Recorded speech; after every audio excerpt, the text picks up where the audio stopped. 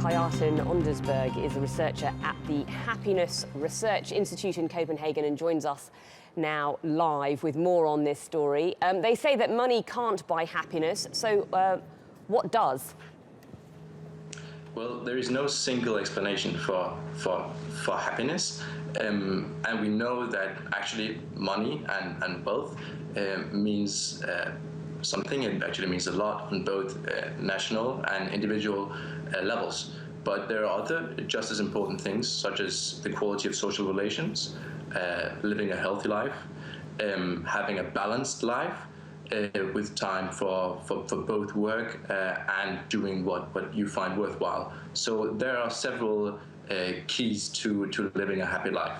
But don't all those things that you've just listed to some extent have some sort of relation to money? You can only have a healthy life if you are comfortable, you can eat the right sort of food, you can get medical treatment that's also costly, and that, again, is equated to money, no?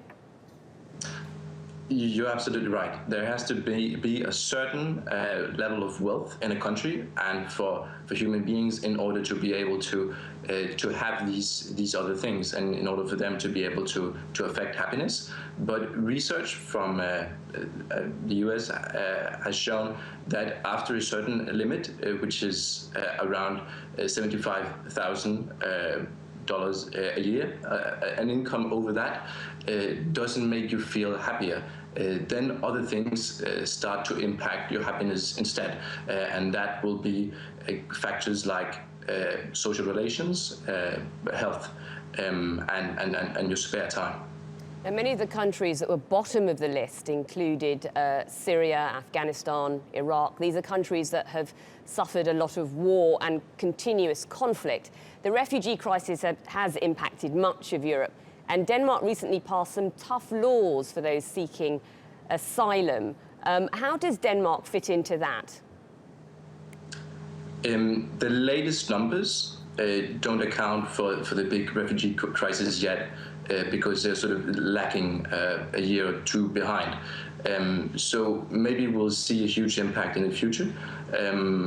You're right that the bottom countries, they have one common denominator in particular, and that's prolonged conflicts. We see sub-Saharan African countries. We see a country like Syria at the bottom. I have no reason to believe that countries in Europe, including Denmark, will slide down the list, as, for example, Syria has done. I don't think the refugee crisis is that big yet, at least. Okay, unfortunately, we have to leave it there. Kjartan Andsbjerg, thank you.